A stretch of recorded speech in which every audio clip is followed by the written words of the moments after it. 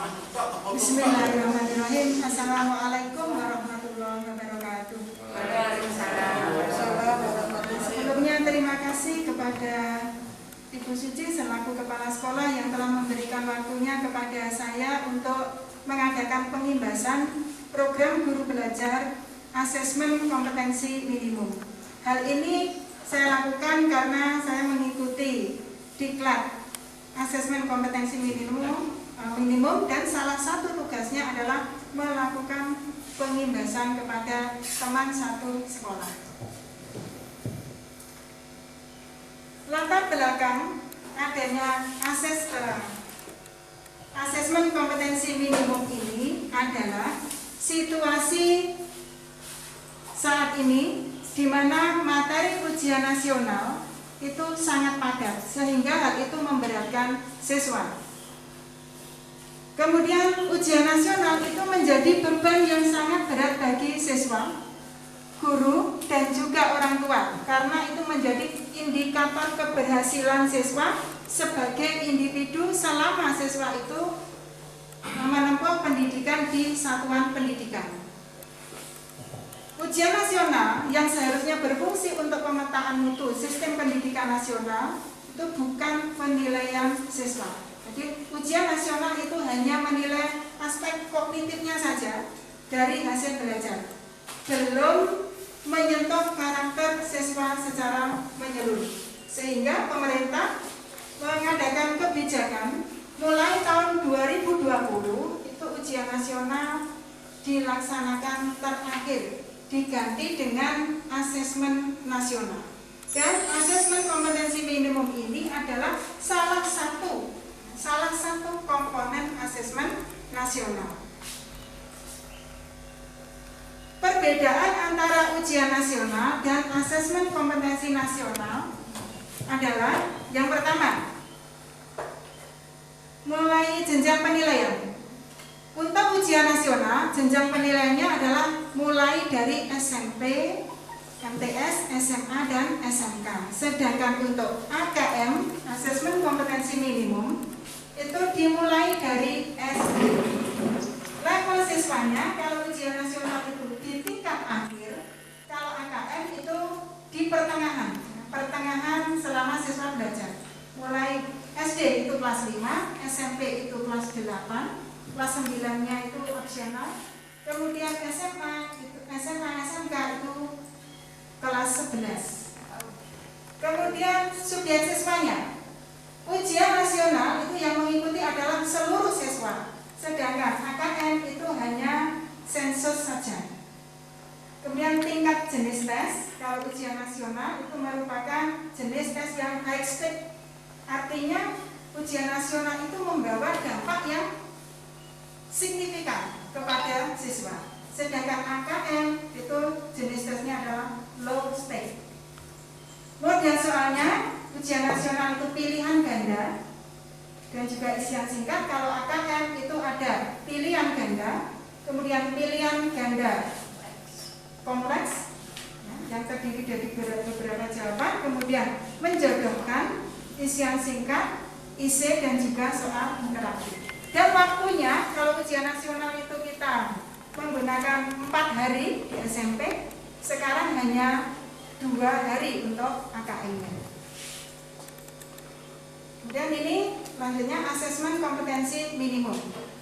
Kata minimum itu mengacu karena tidak semua konten di kurikulum itu diukur di dalam AKM. Jadi tidak semua konten. AKM akan mengukur keterampilan dasar yaitu literasi dan numerasi. Dan AKM itu berbentuk survei saja dengan sampel siswa kelas 5, kelas 8, dan kelas 11 dan tidak melaporkan hasil individu siswa. Sekali lagi, tidak melaporkan hasil individu siswa, namun laporan agregat yang berfokus pada peningkatan internal di satuan pendidikan itu dari waktu ke waktu. Mengapa asesmen ini dilaksanakan di kelas 5, kenapa di kelas 8, kenapa di kelas 11? Tujuannya adalah dengan mengetahui hasilnya supaya nanti sekolah itu bisa memperbaiki kinerjanya. Jadi ini mungkin untuk siswa tidak terlalu berpengaruh, tetapi untuk guru menurut saya ya, untuk guru dan juga untuk sekolah. Karena ini nanti dilihat,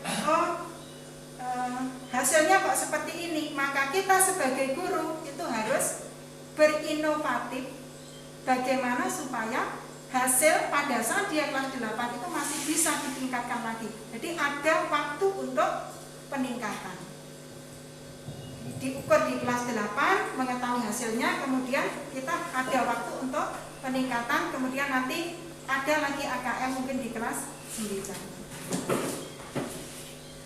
Ini nanti komponen asesmen nasional. Seperti tadi di depan sudah saya katakan bahwa AKM itu merupakan salah satu komponen asesmen nasional. Karena asesmen nasional terdiri dari 3 komponen, yaitu AKM yang terdiri dari literasi dan numerasi, dan ini yang melaksanakan adalah siswa. Jadi AKM literasi dan numerasi ini untuk siswa. Kemudian yang kedua, survei karakter. Ini aspeknya terpilih dari 6 profil pelajar Pancasila, dan alhamdulillah kemarin sudah ada sosialisasi tentang pelajar Pancasila di sekolah kita oleh narasumber nasional dari SMA Negeri 1 Karas. Kemudian yang ketiga adalah survei lingkungan belajar. Dan yang mengikuti survei lingkungan belajar itu adalah siswa, guru, dan juga kepala sekolah. Jadi yang AKM itu siswa, kemudian survei karakter itu siswa, survei lingkungan belajar itu siswa, guru, dan kepala sekolah. Ini jenis AKM numerasi dan literasi. Untuk kelas 5, 8, dan 11 itu fungsinya adalah mengukur kinerja atau mutu sekolah.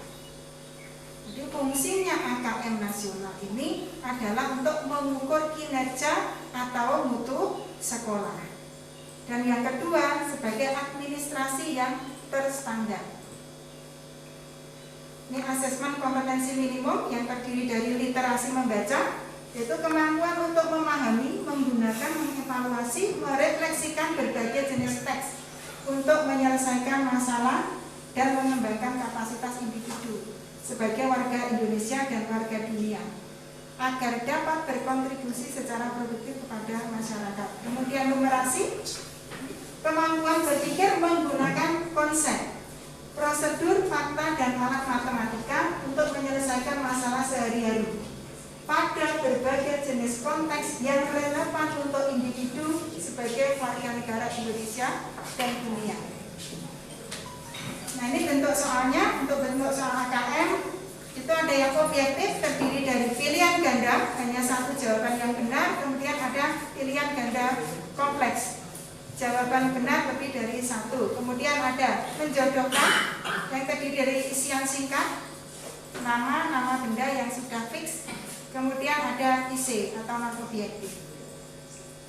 Ini komponen numerasinya ada konten, kemudian ada proses kognitif, kemudian ada personal.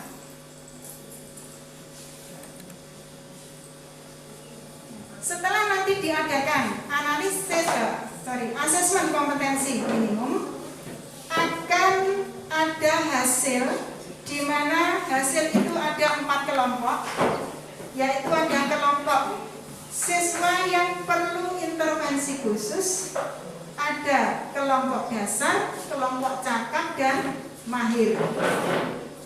Mana yang termasuk kelompok perlu intervensi khusus? Itu adalah murid yang hanya memiliki pengetahuan matematika yang terbatas. Murid menunjukkan penguasaan konsep yang parsial dan keterampilan komputasinya terbatas. Siswa yang termasuk dalam kelompok dasar itu murid memiliki keterampilan dasar matematika, komputasi dasar dalam bentuk persamaan langsung, konsep dasar terkait geometri dan statistik, serta menyelesaikan masalah matematika sederhana yang rutin.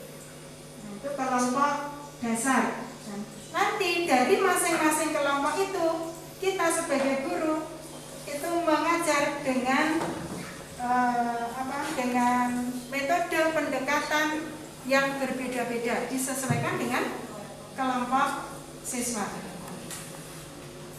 Nah, ini salah satu contohnya siswa yang perlu intervensi khusus. Kebutuhannya sebagai pemula, ini yang paling rendah, tingkatan paling rendah. Sebagai pemula, siswa biasanya memiliki persyaratan belajar yang sama dan perlu mempelajari keterampilan dan konten yang sama. Dan struktur pembelajarannya, konten pembelajaran untuk pemula yang bersifat mendasar. Meskipun demikian, kunci pembelajaran terletak pada alur pengajaran yang intensif dan program yang terstruktur. Mungkin di sini ada yang perlu ditanyakan, silakan. Nah, ini saya berikan contoh soal AKM, Bapak Ibu Guru. Tidak, soal AKM itu ternyata sebenarnya tidak mesti sulit, tidak harus sulit. Ini contohnya.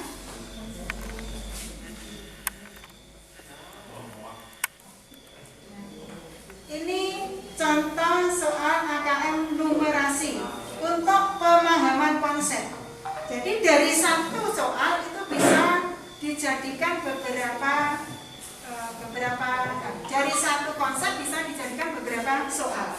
Ini contoh pemahaman konsep. Itu disebutkan waktu dekomposisi. Seperti itu.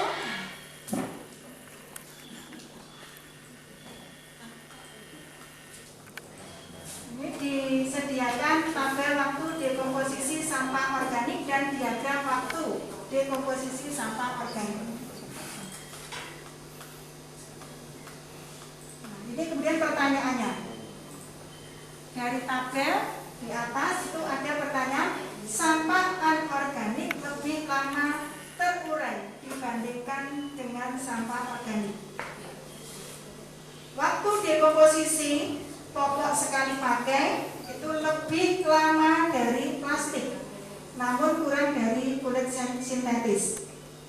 Berapa waktu dekomposisi yang mungkin dari popok sekali pakai? Nah, ini salah satu contoh soal AKM itu demikian. Jadi tidak sama seperti tahun-tahun kemarin, mungkin kita hanya ada soal kita bisa langsung menjawab, itu tidak. Tapi kita memang butuh pemahaman konsep.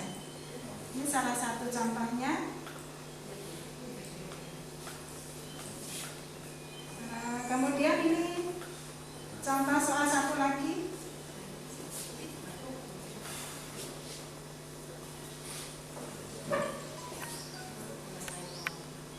Ya, ini seperti ini. Jadi tadi konsepnya sama di atas atau materi yang sama, tetapi bisa dibuat beberapa soal.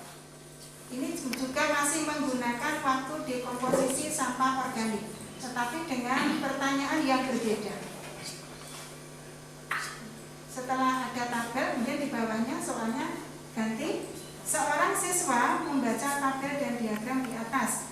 Ia menyatakan selisih waktu dekomposisi pada diagram A sama dengan diagram B. Pernyataan tersebut dikoreksi oleh gurunya. Manakah koreksi yang benar dari guru tersebut? Jadi ini seperti ini, siswa tidak bisa menjawab langsung, itu tidak. Butuh pemahaman. Ini salah satu contohnya. Kemudian saya lanjutkan lagi kembali.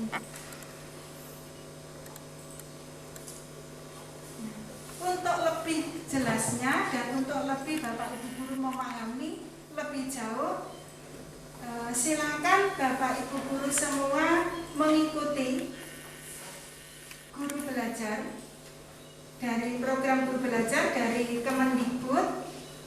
Kita bisa masuk melalui SIM PKB. SIM PKB, kemudian nanti kita pilih yang gtkbelajar.kemdikbud.go.id. Di sana kita bisa memilih bisa memilih apa yang akan kita ikuti. Tidak hanya AKM saja, tetapi sekarang yang masih berlangsung adalah kecakapan hidup, ya, pendidikan kecakapan hidup. Itu masih berlangsung. Mungkin Bapak Ibu nanti bisa mengikuti. Dan yang ini AKM ini masih berlangsung ya Bu Mimin ya. Terakhir. Ya. Hari di sekolah kita yang mengikuti diklat AKM ini ada 7. Siapa lagi yang buat? Pak Un. Saya, Pak Nur, Pak Rohmat, Bu Hesti, Bu Mimin, Pak Un, Bu Ani. Oh, Bu Kartini. Apa ya? Iya. Oh iya. Ya, jadi ada 7 ya, ada 7 teman kita yang mengikuti. Mungkin untuk seterusnya kita bisa mengikuti diklat yang lain yang dilaksanakan oleh Kemendikbud melalui SIM PKB. Kita bisa memilih. Bahkan ada juga untuk kepala sekolah Bu. Tidak tahu apa sudah mulai atau belum, itu juga ada. Saya kira dari saya yang saya sampaikan cukup sekian. Mungkin ada lagi nanti teman yang mau mengisi. Terima kasih atas perhatiannya. Assalamualaikum warahmatullahi wabarakatuh.